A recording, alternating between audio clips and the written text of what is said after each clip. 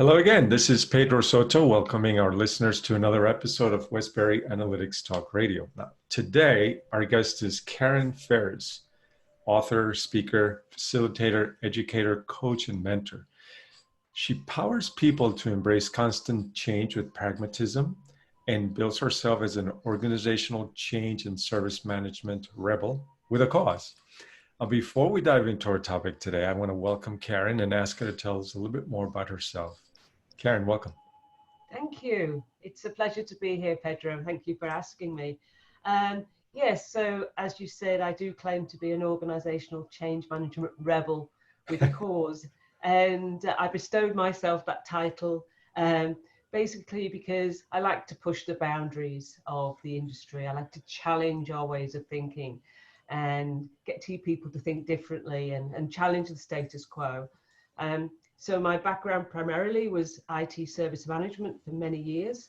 And then about 10 years ago, I pivoted into organizational change management. So by that, we're talking about helping people successfully transition through change. Even more importantly today, when, as you mentioned in the introduction, change is constant, it's uncertain, we can't predict. As we currently know in the situation we're all globally sitting in at the moment with the pandemic, no one could predict what's going to happen. No one could predict the scale of the change and the repercussions that one change, that one pandemic would have. So if you're looking at one of my focuses is building a resilient workforce, and no more time than present do we need people to be resilient in the face of major change. Absolutely. So one of the major reasons that organizations engage in projects, this is certainly very true in IT organizations, is to affect change. Right now, we were talking before our podcast about how organizations devote lots of energy measuring the efficiency of their projects and resource management and on time, on budget, sorts of things, which is important, but you were mentioning how they failed to do some other key things as part of their managing change and managing projects. And this tends to affect the effectiveness of their projects and of the change they're trying to affect. I know you have some clear and strong ideas about what else they should be doing and measuring to get change right. Absolutely. I think, as you mentioned, traditionally projects have measured on time, within budget and functionality. And there's a statement I couldn't claim where it came from that says, projects install change, but organizational change management implements change. Because a project gets to its deadline, walks away, we're on schedule, we've got some functionality out there, and we're on time, within the budget, we're done. But that doesn't mean that the change has been embedded or there's been widespread uptake. And as a result of that, there's the claim McKinsey made, and I can't remember the year, quite a long time ago, that 70% changes projects fail. Now, and that's been widely quoted ever since, but there's actually no research or facts to underpin that statement. No one's been able to find them over the years since it was made. And I think the challenge, because if that was true, organizations would be out of business. If 70% of everything that they did project-wise failed. So my gut says it can't be true. But I think if you said we are going to measure projects on the things that I think they should be measured on, which is uptake, people's readiness for the change, it's embedded into business as usual, the value was delivered, the desired business outcomes were received, little need for ongoing support post-implementation, little rework needed post-implementation, and a good customer experience and user experience. And if we were to measure all those things, as well as the functionality, schedule, budget, if we measured that bigger picture, then 70% of projects probably do fail, because they probably don't achieve all of those things. Now, I'm saying that, very generally, but if we're trying to look where that 70% figure came from, maybe it's the definition of success that's wrong. That it's not just about money and time and functionality. It's about business value and outcomes. It's about uptake and those Yeah. things. Yeah, that's fascinating because I study a lot project and portfolio management. And there actually is a trend now to go beyond those traditional sets of measurements. And so the category is being called business outcome management. And it gets into the performance, right? The value delivered and the alignment. So was what was promised or was what was used to justify a certain project really what the organization needed when it Yeah. was delivered and all that. But there's one interesting line item that you mentioned: readiness for change. That's not being talked about a lot yet, at least in all the research that I've done and the work that we do with clients in that area. Talk to us a little bit more about it. Yeah. I mean, it's kind of self-evident at first glance, but I think you have more to say about that. Yeah, so readiness for change is something that's probably widely talked about in the organizational change management community, um, because people have to be ready to adopt new ways of working, new ways of thinking, new processes, systems, whatever it might be, new roles. And we have to make sure people are ready for the change that's going to impact them. And that is making sure, and this is where organizational change management really comes into its own, it's about making sure that people are aware of why the organization needs to make this change. Now, that's something that often gets overlooked. I talk a lot about the power of why. Mm-hmm. When people are driving change in an organization, often talk about what we need to do and how we're going to do it. And I'm going, but what's the why? Why do we need to do it? And if we have the conversation about the why, people go, okay, we need to stay in business. I need to retain my job. It can be that simple. But if Yeah. I understand the why, they're more likely to be on board. So make sure they're aware of the need for change, that we create a desire in people to change. We give them the right knowledge, the right training, the capability, and we address all those different learning needs as well. So by the time we're going to go, right, we're about to go live, everyone's like, yeah, cool, bring it on. Yep. I feel Yeah. ready. And everyone will get to that point in a different speed. So in terms of analytics, we need to be able to measure that readiness as we're progressing a change through the organization. Some people, depending on the nature of the change, will go, yeah, cool, this sounds good, I like this. Where someone else might go, oh, I really don't understand how this is going to impact me. I need more Yeah. information. Yeah. So we need to measure where people are at and then feed or give them the information. Is it a lack of training, or do we need more training? Do they need more information? Is it an education piece to bring everybody to the point at which we need them to be? Yeah. But it definitely means time and effort has to be made to get a feel for that readiness. There's another concept that you speak about that I think is very timely, and I'd like for you to expand on it, is the resilience, the resilient workforce. What do you mean by that, and how can leaders develop that resiliency in their workforce? Yeah, I think this is really a passion of mine. Um, we've talked about getting people ready for change. We often talk about people resisting change and putting in tactics and methods to try and overcome that resistance. I take a step back and say people generally don't resist change when it's done with them. If you bring Hmm. me on the journey and I understand the why and the imperatives and everything else, and you give me the resources and the capability to effectively adopt the change, then I'm not going to resist it. I understand why we need to do it. People generally resist change when it's done to them, not when it's Hmm. done with them. Yep. And so my focus is that I think we need to build a resilient workforce. And by that, people may have heard of the acronym VUCA, VUCA, when we're talking about business change. It's volatile, it's uncertain, it's complex, and it's ambiguous. For lots of changes that are hitting us just like they are now, there's no playbook. There's no previous context. Yep. It's unknown unknowns. And that can be scary, and that can make people anxious and make them fearful of change. And when organizations are having to continually change to stay ahead of the competition, and that speed of change is increasing in velocity, then we need people to have the skills, resources, capabilities to just say, bring it on.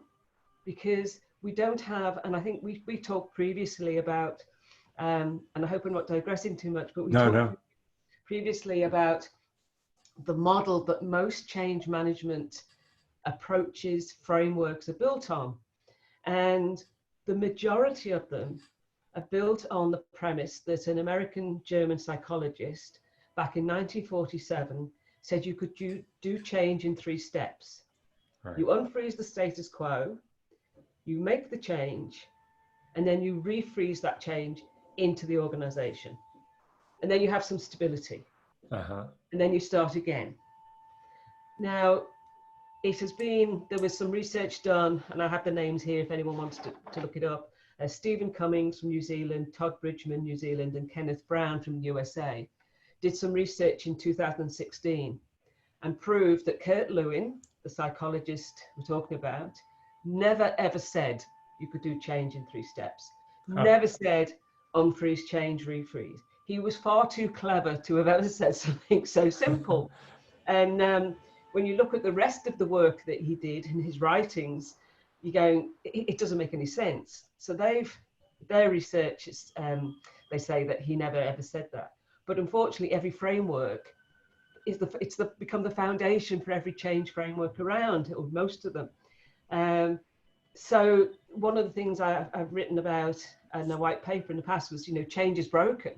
If that's the approach we're taking, we can't take that 1, 2, 3 stop, 1, 2, 3 stop approach, because there is no stop. It's not linear.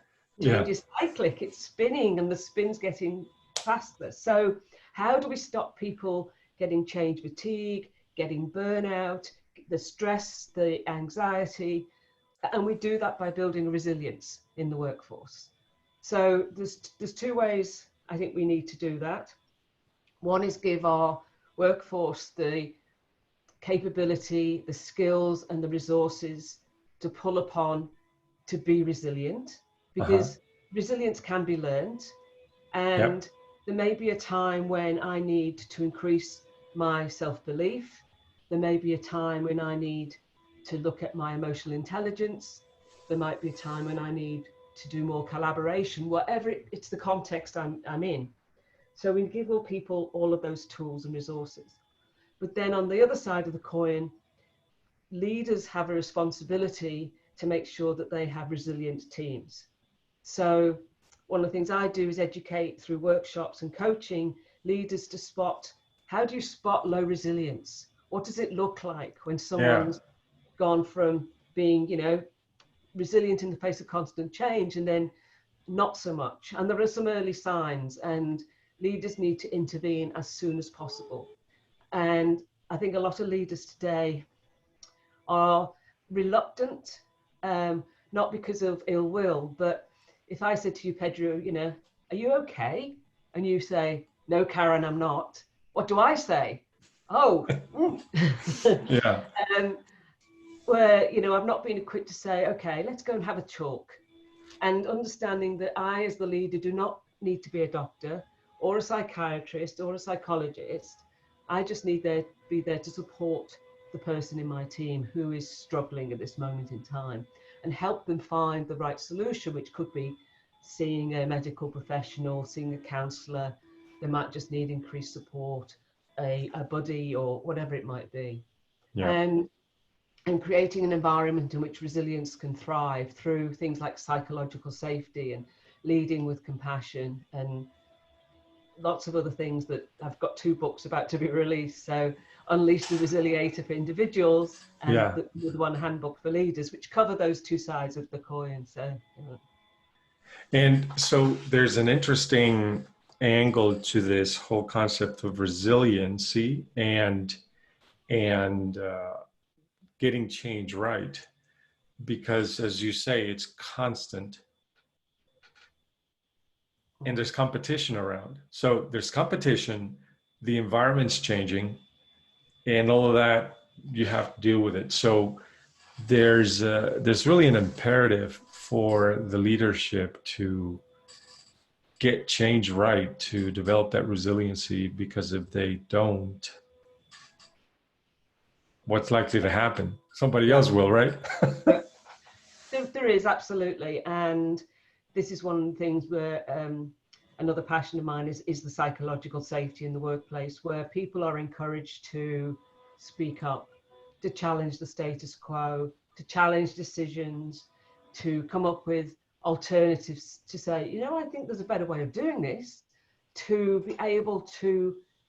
And often the people in the workforce, you know, the ones on the front line, you know, in the customer contact center, in our retail stores, in our factories, wherever, they probably have the best ideas because they're there. They're on the floor, and they're seeing what's going on. So we need to give them the safety to sense and respond and come up with those innovative ideas.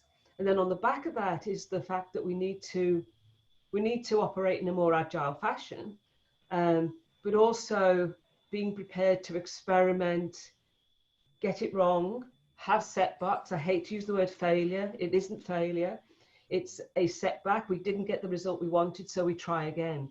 And leaders have a responsibility, I believe, to build that mindset into their teams, that it's, if we don't have setbacks, we're never going to move forward. Nobody got it right first time. Yep. Very often. And you look at the giants out there, like the Apples and the Googles, and there's loads of stories about the stuff that they got wrong and just never, you know, never took off. And I think it's Thomas Edison that said something like, or was quoted as saying, I haven't failed 10,000 times. I've just found 10,000 ways that don't work. Something Yep. like that. And I think that's the Yep. mentality we need, is Yeah. that it's okay to not get it right first time. And those Agreed. organizations that are, you know, people call it safe to fail, but those organizations that they don't want to get it wrong, but they accept that sometimes that'll happen, and they just keep moving forward. Let's learn from that. Let's move forward. And they don't dwell on the past. They just take the learnings and they keep moving. Yeah. It definitely is. That's a sign of resiliency in individuals and the groups themselves, right? To be able Yeah. to have the strength to experiment, know that it's not going to work out in the first try. It might take several, a handful, many, but it really does require strength and resiliency.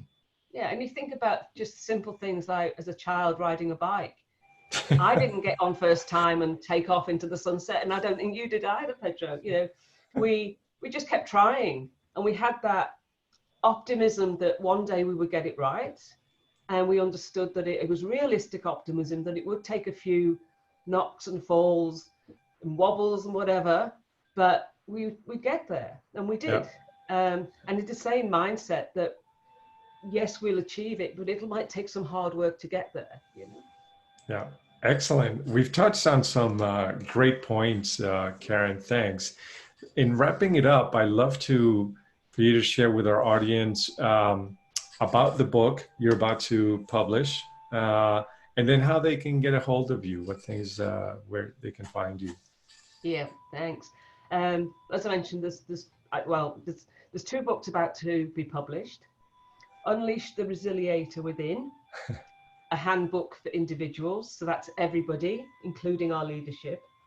And then the other companion handbook is Unleash the Resiliator Within, the handbook for leaders. For leaders. So both of those will be available on all the normal platforms. Last year I published a book called Game On, Change is Constant, Tactics to Win When Leading Change is Everybody's Business. So that's also available from all the online bookstores. And And my work with organizations over the last 12 months or so, focusing on resilience, is running leadership workshops to help leaders change their style. And it's quite amazing when you start talking to them about delegation and empowerment and allowing people to self-manage, and you start off with the, oh, there's going to be anarchy, and then the penny drops as they see how much time they're going to gain and how much engagement and motivation they're going to have in their teams by getting out of the way, basically. Yeah. So getting in touch with me, karenferris.com. That's simple. All my contact details are there. I blog there on a regular basis, so have a dig around. And my contact details, if anyone wants to get in touch, please reach out. I'd love to have conversations. All right. Awesome. Well, there you have it, folks. Karen, thank you so much for making time from your busy schedule to talk to us and share your insights and your experience. And just really appreciate it. No, thank you. It's been a pleasure. Thank you for inviting me along.